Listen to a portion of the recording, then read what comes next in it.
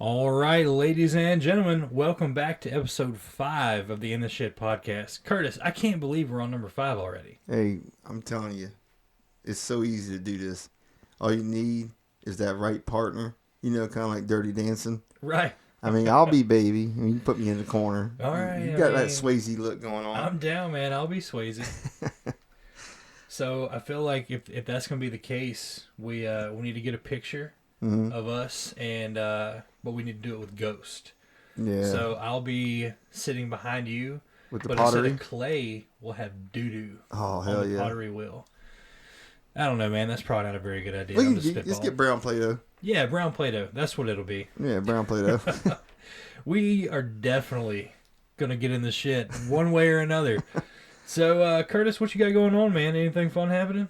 Nah, man. I mean, it's just every day's fun for me. It's a new experience. You don't never know what you're going to get hit with. Go home, kids, kind of ready to attack you with what's going on with them. My 6-year-old, he's always like, Dad, let's do something. Let's go ride a mini bike, or let's go and play some Fortnite or Call of Duty or whatever, And like I said, my 11-year-old, he waits on me. He's like my hype man. Nice. It's good to have one of those. Oh, he's my hype man. Like if my wife's like getting on me about something, and I don't care where he is in the house, you'll hear him yell out, "Hey, you don't talk to a man like that." And I'll be like, son, no, not right now, not right now. Not right now, please. Yeah. And she's like, yeah, go ahead, Wyatt. Keep talking. He's like, hey, Curtis, who's he talking to? I said, no, not right now, back off. It's good that you got a good relationship with him, though. That's important. Oh, yeah, he's my boy, man. Like, I take him to the little comic book conventions, stuff like that. That's it, cool. The boys and stuff. But the girls, the two teenage girls, they're at that age where, like, you say something you think's funny, and, like, you'll laugh your ass off at yourself. Right. They'll just look at you like you're this big dumbass. Yeah, it's because you got your hair part on the side. Hey, my hair, I got an idea for it, which I'm not going to say it right now because I don't want the wife to get in the way of my plan. But the mullet's about to be really intensified. Oh, man. Yeah, I'm excited. I'm going to juice the mullet up. Juice it. She hates I love it. Like, she wants it cut so bad. Hey, man, this isn't baseball. Juice it. That's what I'm saying, man. I'm like Kenny Powers. Right. We'll get you in the Hall of Fame. We'll make sure of it. That's what I'm talking about. So you said something just a second ago that I actually wanted to touch on. You said there's always stuff going on. You never know what you're going to get hit with, and that's so true. Like, man, your outlook on life is so important because you don't know what's going to happen. You got to approach things with a good attitude. Yeah, and it's crazy how we're just meat sacks that are being driven around by electricity. Yeah, and our brain is just driving this big mech bot around. and we have things happen to us, and it's crazy how much the way that you handle things, the attitude that you take into things changes. Yeah. How it happens. I mean, the worst things can be happening to some people, and they have such a good attitude, they can get through it, and then it's crazy watching that kind of stuff. But yeah, it's cool that you said that, because that's one thing that I've been trying to do in my life is removing stressful stuff. Mm-hmm. If it doesn't bring me joy and happiness, I don't want it. And that's important to me. I've learned that you only got so many hours in the day. That's it. You really got to do what you want to do with those hours. And I mean, obviously you're going to have to do stuff you don't want to do. We all do, but you can control some things in your life. Yep. And one of those is your attitude. Exactly. So I'm sure you deal with that a lot with coaching and having kids and stuff. A lot of bad attitudes. Oh, I mean, all the time. But hey, that's the problem when you deal with a bunch of different people. I mean, just different walks of life and stuff. Like a wise man once said, though, life is like a garden. Dig it. Very wise man. Yeah, that's what he said. So I mean, that's what I do. I try to dig it. Now, I'm not always positive. I mean, sometimes I can be Debbie Downer. I just get like that. But for the most part, you just gotta kind of keep on rolling with the punches, because the way life hits you, hey, you can either lay there and let it keep the shit out of you, or you can keep on rolling. Yeah, man, you're right. Keep on keeping on. Yeah. Home is where you make it. So, and that's just one of those things, dude. You got to keep a good outlook. And, I'll be the first one to throw myself a little pity party. Mm-hmm. But I learned relatively recently that nobody cares about that. Like, get your crap together, man. And so I'll be having my own little pity party and realize that I'm being a little weenie. Yeah. And I'll change my outlook on things. You can let things get to you. Like today, I was all excited. I wanted to go buy a pocket knife. And I've been looking forward to buying this knife for like weeks, ever since I found it. This is going to be my birthday gift to myself. And then I bought podcast equipment. And a bidet. And a bidet. Well, I got the bidet for my birthday. So, which we need to get into that. Yeah, that's pretty badass, man. I need you to try that thing out. Oh, Let's down. take the mics in there. Yeah, hell yeah. We'll set up a remote bidet experience. Man, that might be a lot of fun. And now that we've got this new equipment, we can do it. Hell yeah. That might be a segment. I need to clean the bathroom though. So, but yeah, man, I don't remember what I was talking about. Oh man, the bidet messed me up. Yeah. Oh, the pocket knife. The pocket knife. Yeah. So I get out to my work van. We're about to go. I was working on wiring up a buzzer for the high level alarms at one of the pump stations today, and I run a conduit for that. And this knife that I've been so excited about, I open it up. The blade's like 2 inches long, which is frustrating because it's half of it, like half inch of the handle, is just nothing. It's like a pocket clip, but it's not even a pocket clip. It's just like a can opener. I don't need that to open. Who's opening bottles with their knife? Use your teeth like a damn civilized human. That's what I'm saying. Anyway, so, and then I go to like put it on. I'm like, okay, well, that's not that big a deal. It's going to be a work knife anyway. What am I cutting that's big? I'm pretty much just stripping wire with it, and opening boxes. Well, then I realized this knife doesn't have a pocket clip. Oh. And dude, for some reason, that just sent me. I mean, I was sitting there in the van like, in the arms of an angel. Like, it started raining on me. Like 10 cents a day. Right? You can help Justin get a new knife. You could help Justin get a knife with a pocket clip. And, dude, I was so upset. And, I mean, that's the dumbest thing in the world, is it not? But, like, and I realized that I was just being a little baby about it. Like, all I had to do was go back in there and return the knife, which I did, because it's 2021. We have the technology. It's not about that, though. It's about the tease. You know what I mean? That's like a girl, she's sitting there thinking, hey, we might make out in a little while if you take me out to dinner. And you take her out to dinner and all she does is talk about her ex-boyfriend. You know what I'm saying? Like, oh, man. You know what I'm saying? That's what it's like. You got led up to believe that pocket knife was going to be your makeout session. Yeah. And all of a sudden, no, it let you down. It let me down. But thankfully, it was early on in the relationship, so I just parted ways. Yeah, I ran right back in there and returned that thing. If only it was so easy. Yeah. If only everything was that easy. Feelings didn't get involved and stuff, but I guess that's a story for another day. But yeah, so I'm really bummed out because I've been so excited about this knife, but thankfully they made more than one, so I did a little retail therapy, and I found a knife that has a freaking or pocket clip on it, and I went ahead and ordered it off Amazon. Yeah, and Amazon it was something, isn't it? It was a quarter of the price of that one too. Wow. So, yeah, I love Amazon. I'll be honest with you, man. Every day is like Christmas around here because I got Prime. Yeah. So, I mean, toilet paper, food. I mean, I ordered flour from there. Huh. I order everything off Amazon now. I very rarely ask my wife, hey, babe, order something from Amazon. She's a big Amazon person. I very rarely do. When this COVID stuff hit, I came up with the bright idea. I wanted a Bane Mask. Right? Now, Yeah. I know the Bane Mask wouldn't protect me, but I have a black mask, black face mask Right. that I would wear under it. So finally, like months go by, the idea pops back up in my head, and I say, get it for me. She was like, are you serious? You really want that? I'm like, hell yeah, I want that. Yeah. She orders it, man, and I felt so powerful when I got it. Like I'm walking around, I'm talking like Bane from Batman. Of course. Like I was sitting there going, Jackson, why have you cleaned your room today? Like I was going to kick his ass for not cleaning his room. And he's like, then he takes that as like a challenge. Like he comes up and starts like trying to fight me, like he's Batman.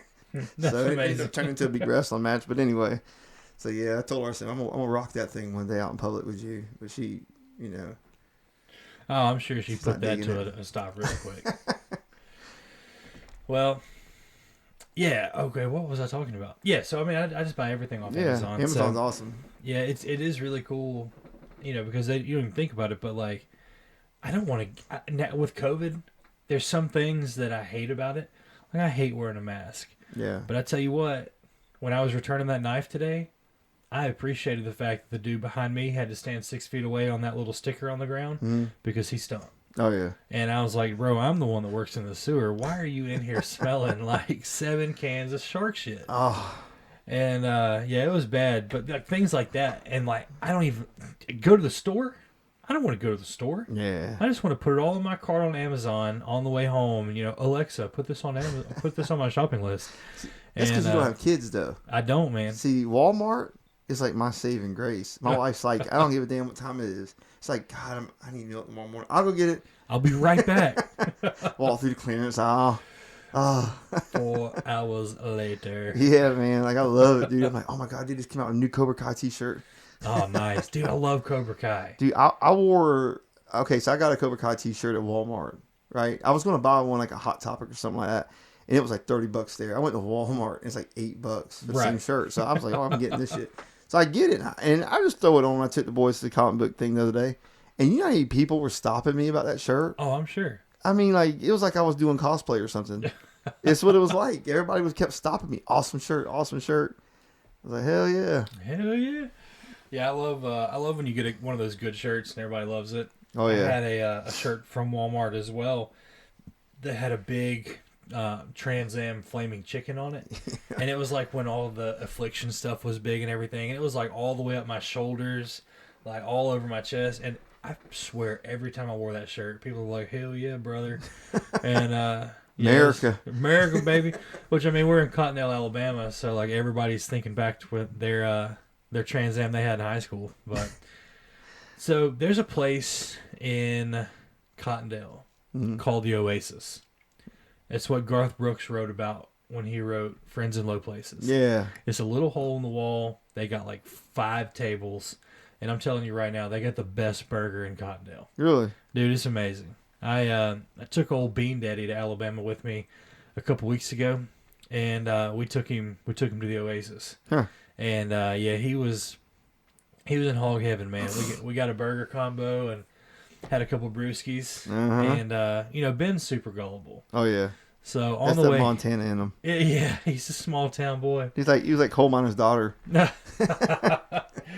So we were driving into Alabama. We drive right past Talladega, and I'm like, yeah. Well, the cool thing about Talladega is after Talladega Nights, the Ballad of Ricky Bobby came out, everybody crowdfunded a 300-foot tall statue of Ricky Bobby. No. And put it right there in front of Talladega. And he was like, you got to be kidding me. That's the coolest thing in the world. And he's getting hyped. So we get to Talladega, which Talladega is cool. Like, you don't realize how big the banks are and stuff until you see it. And there's just like parking for as far as you can see. Huh. And he's like, where's the statue? Where's the statue? I'm like, bro, there's no statue. Like, you really think they put Ricky Bobby's statue out there? Yeah, you had me believing that shit for a minute. I was like, you had me wanting to go to Talladega. Right? I mean, it might work. Maybe we should crowdfund it and get the Ricky Bobby statue put there. Because, I mean, Philadelphia's got Rocky. Yeah. Yeah. Which, by the way, Rocky is no longer at the top of the steps of the Philadelphia Art Museum. Did you know that? Yeah. So when I was in high school or college, I went to Philadelphia, and I was going to run to the top of the stairs, do the Rocky thing, which I was in great shape then. I could do it. And we get up there, and it was like this big, like, abstract art spider thing. And it was unsettling, to say the least. Yeah, they put Rocky on the ground around the corner behind some bushes. I'll tell you. Nobody puts Rocky in the corner. Yeah, that's what I'm saying. Man, it upset me. Whoever did that. That's un-American. Your mom's a hoe. Yeah. Hey, for real. Straight up, man. Straight up hoe. Tell her to call into the show, though. For real. Yeah, we like to interview her. Yeah. Hey, but for real, if anybody know whose idea it was to put Rocky on the ground, email us intheshit69@gmail.com. That's SHIT. Again, if you're looking for us on YouTube, that's SH!T. But yeah, we'd like to have words with whoever thought this would be a good idea, because obviously that's not the case. Yeah, that I didn't even know he wasn't there no more. Hey man, how'd you feel about the Rocky movies? I love him. I Yeah. do. It's funny. I'm the type of person like I subscribe to like inspirational speeches Oh on yeah. TikTok, right? And I because I like those kind of things. Well, a lot of them are like Mickey love, because Yeah. I even Of yelled that course. during a soccer game. I was like, "Come on, y'all! Remember, Curtis loves you." I didn't hear no whistle yet. Right. I didn't hit no bell. Yeah, but I mean, I even like the new Creed movie. You know, They're pretty good. I really haven't seen the Creed movies, but are they a continuation Yeah, of Rocky Balboa? yeah. Rocky ends up training Creed's son. Okay, so here's what I despised about that movie. Uh, Okay, the greatest speech maybe of all time happened when Rocky's talking to his little punk son. yes, That and was the coolest thing ever. you see it all the time too on those things. And then you watch a montage that's like 3.46 hours long of Rocky getting buff Yeah. and getting ripped to shreds and getting back into it. And then he gets in there in the ring, and Sylvester Stallone's looking jacked, boy. I'm talking about who he Yeah. is yoked. And the other dude who played him, Michael B. Jordan. Yep. Is that okay? So he gets in there looking fat, Yeah. boy. What? Yeah. You think you go back to beat the Italian stallion coming in here fat? And then he beats Rocky? This is a Rocky movie. Who beat Rocky? Creed. Oh, Was you that- mean Apollo? The actual Apollo? Now, because Rocky trained Apollo Creed's son. They didn't fight. Okay, who did he fight in Rocky Balboa? And Rocky Balboa, I think he fought Apollo. No, I'm not talking about Rocky 1. I'm talking about Rocky Balboa. When Yeah. he has that speech with his son. Oh, he fought Tommy Gunn or somebody, didn't he? Tommy Gunn was Rocky 5. I don't remember which one it was he fought with the speech with his son, because the speech with his son was like it hadn't, because it was one of the ones before Creed. I can't remember which one it was, but it was before Creed. Yeah, it was Rocky Balboa. Yeah, because God, wasn't a Russian. I don't No, know who the it was he Russian was fought, Rocky man. 4. Yeah, and then Tommy Gunn, whatever. That was 5, wasn't it? Yeah, that was 5. That was when he beat him up in the streets. And then That was a badass. what's that dude's name? King? Kane or something like No, that. the fight promoter. Yeah, he's like, He's touch me now, Sue. Touch me, I'll sue. And then he lays him out over the hood of that car. He's like, sue me for what? Yeah. Okay, so I gotta tell a story about my dad. He had a fall a couple years ago, and I had some head trauma, and so I'm like, "Hey, Daddy, do you have any brain damage?" And he goes, "Hey, yo, I don't see any." So I'm looking up that movie, man, because now you got me interested, and it's got to be, yeah. Here's the speech, which is in Rocky Balboa official trailer. Why will you not tell me who did Rocky fight in Rocky Balboa? I'm gonna Google that. See, Preston, if you're listening right now, we need you up here, dude. Yeah. Like, Yeah, you should have been on this. you should have been here because you could have been Googling this for me. My cousin Mark, he's a Rocky fan. Okay. Like, he is hardcore. Like, he's always been a Rocky fan. In a Disney, he's hardcore Disney fan too. He does like Disney vacations, like the travel agent on the side, and but he's always been a big time Rocky fan. Yeah. Well, that's cool. I mean, Rocky's cool stuff, man. I love it. Yeah, that's why I went ahead and watched the Creeds, because I was like, you know what, it can't be that bad. It actually were pretty good. I want to watch Creed. I feel like they probably did a much better job. Yeah, You know, they got a little bit more production back there. especially on the second one where the Russian comes back. Really? And he brings his son. No way. Yeah, and his son's a badass. You just ruined everything for me. Oh, it's great, and then he goes and talks shit to Rocky, like Dolph. He goes and talks shit to Rocky, like Really? Oh yeah, it's like some tension. You're like, come on, man, y'all mix it up one more time. Wow. That's really cool. Yeah, I'm okay, real life boxer Antonio Turver as Mason the Lion Dixon. Dude, that is the coolest name. Yeah, Like, that's like, if you're going to be a boxer, Mason the Lion Dixon.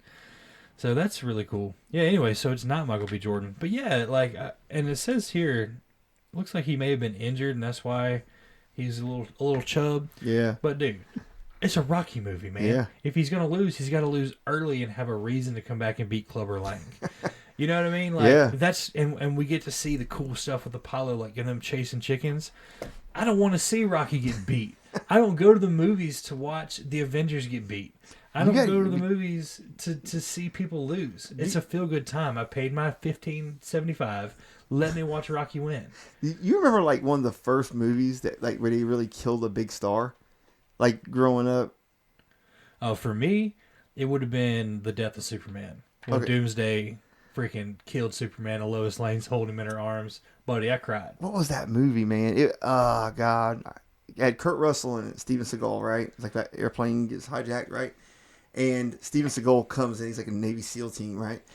And he's like, yeah, we're about to take this plane over. And you're thinking, oh, shit, Steven's about to go over there and whoop somebody's ass. Right. All of a sudden, like the thing explodes and kills Steven Seagal in the first 5 minutes of the movie. Everybody's like, what the hell? No. That's like one of the first times you'd ever seen a big star like get killed off. Not the ponytail. Yeah, man. Like he couldn't fight his way out of that one. And then Sean Bean took the torch. Mm-hmm. Yeah, he's getting killed in every movie. Yeah. So, did you know that Steven Seagal is a cop in like Louisiana? Yeah. Dude, how crazy would it be to get pulled over by Steven Seagal? You know, but have you ever seen clips of him like at these little karate things? Like he looks like he looks like he's just hates being there. You know? Yeah.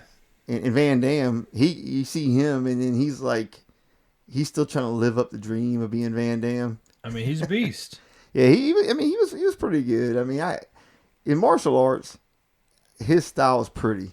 You know what I mean? I mean, it was pretty, but I mean, someone who knows what they're doing, like Seagal, he's not going to do no spin around in the air kick. Seagal's going to mess his ass up before he gets completely around. Yeah, I don't see Steven Seagal doing the what they do. They did the rope, and you dip your hands in wax.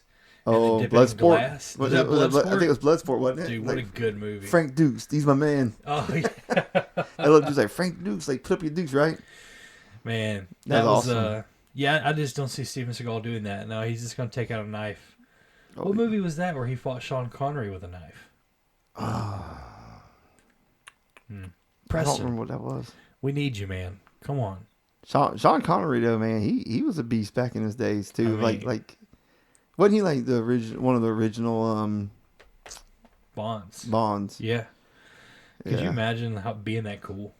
Sean Connery was badass. I mean, like, I can't even fathom being that cool. Yeah. But, it was that accent, too. That's what drove the ladies crazy. Oh, I'm sure, man. It made you want to have an accent back in the day, like when you were sitting there trolling, man. Trying to come up with a Sean Connery accent and sound like a leprechaun, you know?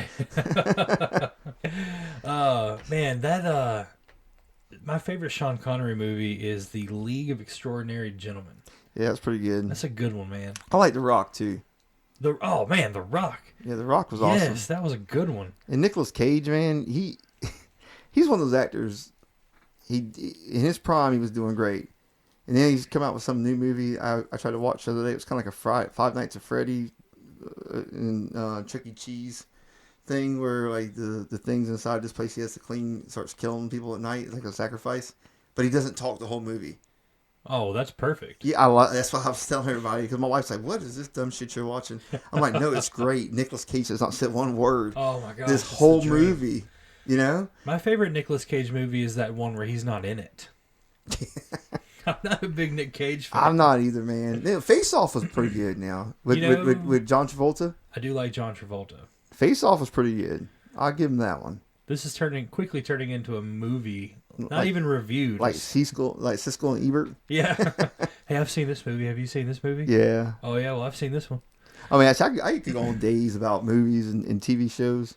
I'm not much into like that. I mean, I'll watch a love story, kind of like, appease the wife. But I mean, but she's not really that big into it like, you would think. I mean, my ex-wife, she tricked me into going to watch Brokeback Mountain. Yeah, that was pretty rough. Yes, she tricked you, I'm sure. Well, I mean, I love a good love story, but what got me was she goes, "I'll get the popcorn, you buy the tickets." That used to be our routine, me and my ex-wife. So I'm like, okay, cool. Not even thinking, right? So I get up to the box office. The guy's like, "Can I help you?" Do that big-ass microphone. Right. Now I got Everybody like 20 can people behind me. I'm like, oh, shit. And I go, 2 for Brokeback Mountain. He's like, what? And I'm like, two for Brokeback Mountain. Two for Brokeback Mountain? I'm like, God dang. And I turn around, man, there was a bunch of like husbands with wives. Like, oh, we all give that each other like that. Right. They're like, yeah, bro, me too, man. Me too. I got drugged to this. But then, when he gets in there, man, like, and one of the little love scenes happened. I don't know, for some reason, just the way it went down, I started laughing. Like that's it was funny to me. And she's like, would you shut up? I'm like, dude, you see what like these two are here getting it, man. So it's funny. Brokeback Mountain is actually the exact same premise of my favorite movies, The Lord of the Rings, because a bunch of pretty dudes go up onto a mountain to destroy a ring. Yeah. So I mean and I love Lord of the Rings though. Yeah, so Lord of the Rings, man. I watched them. I just think Smeagol was like my favorite part of the whole movie. I always talk about my precious, no matter what it is. It's called my niece, the one that put that comment on our thing. Oh yeah. I always used to say my little precious. Oh my gosh, that's funny. She probably has no clue, right? Oh no. Well, I mean, she's pretty hip to me and my brother's one-liners and movie references. So she's pretty fast with that kind of stuff. I mean, she's got to be our first real fan. Yeah. Oh yeah. She's like, oh, Uncle Kirk. I think she actually just hit 30. She's 30? Yeah. Dang, dude. Yeah, she's a beautiful girl. She's a beautiful girl, man. Hey, man, I'm gonna be real honest with you. When a girl like that adds me on Facebook, I'm like, bro, this is a scam right here. I remember you were like, what the hell is this? Yeah, like, as soon as she did. So hey, Erica, I'm sorry, but yeah, I straight up screenshot your friend request and sent it to Curtis, and I was like, look at this scammer trying to add me, like. No, dude, she's a friendly. Right. I was like, man, she followed me on like TikTok and she's commenting on the stuff. Like they're going hard on these scams today. Oh yeah, she's like, I want to come on the show one day and tell some. I got 1,000 stories about you. I'm like, let me screen some of these first. I was like, I don't want you telling too many. I was like, some of them probably get me in legal trouble. Yeah, that's actually so. Like I said, I'd never get embarrassed, and then I told 2 super embarrassing stories. And I'm worried that if we bring Preston on here, he's gonna air out my dirty laundry. Oh yeah, because Preston will be the first one to set the record straight, and so yeah, we'll have to be real careful about that.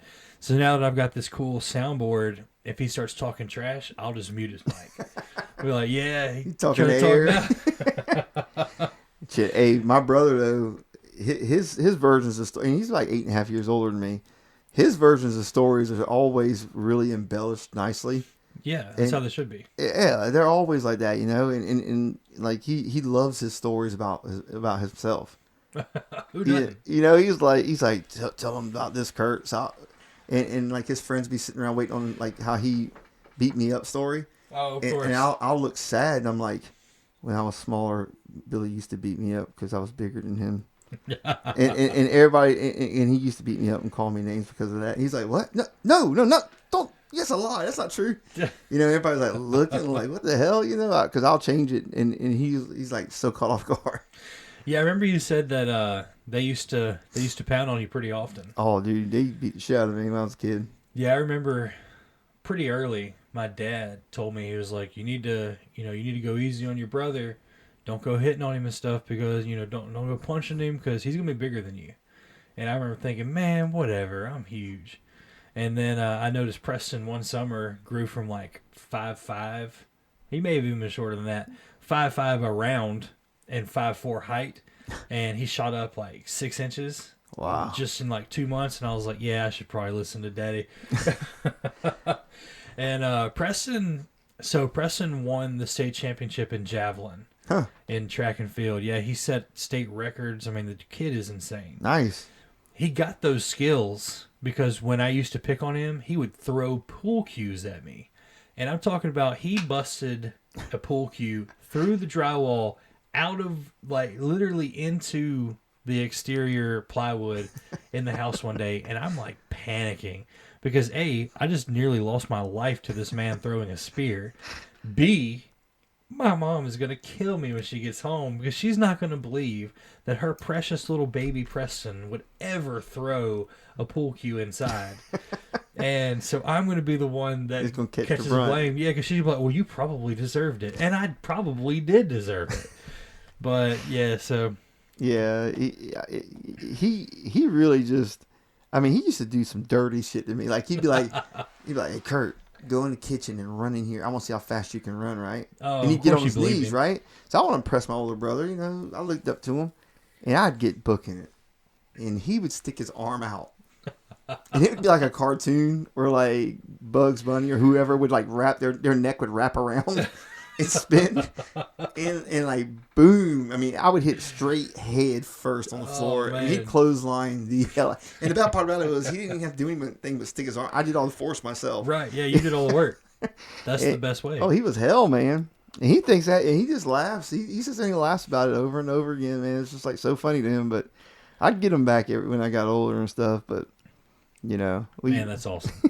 That's hilarious. Yeah. Hey, we're over 30 minutes, and I got to pee really bad, Yeah. so we're gonna have to call it on this one. Sounds good. But hey, guys, thank you so much for joining us again for this episode of In the Shit. Again, if you want to email us, intheshit69@gmail.com. Make sure to share our podcasts here. I don't even know if you can call them a podcast right now because we're technically not on iPods or anything. But well, I mean, I think that's just the word for it. It's the premise it's like of Kleenex it, man. for anything you blow your nose with. Yeah. I mean, that can be anything too, shirt, but we call it Kleenex. Yeah. So yeah, guys, go ahead and share this on Facebook. We're gonna try to grow this thing, and we got to come up with a good giveaway. Yeah. Let's make an In the Shit T-shirt. Yeah. And give it away. So here's the thing: we're gonna go ahead and have this T-shirt made. This happened right here. If you share us on Facebook, screenshot it, email it to me, so I know that you did it, so I know it's real. And we'll put you in the running for a T-shirt. How about that? Let's do that. Cool. Well, guys, thank you so much. We have definitely gotten in the shit today. I'm Judson Miller. Curtis Burbridge.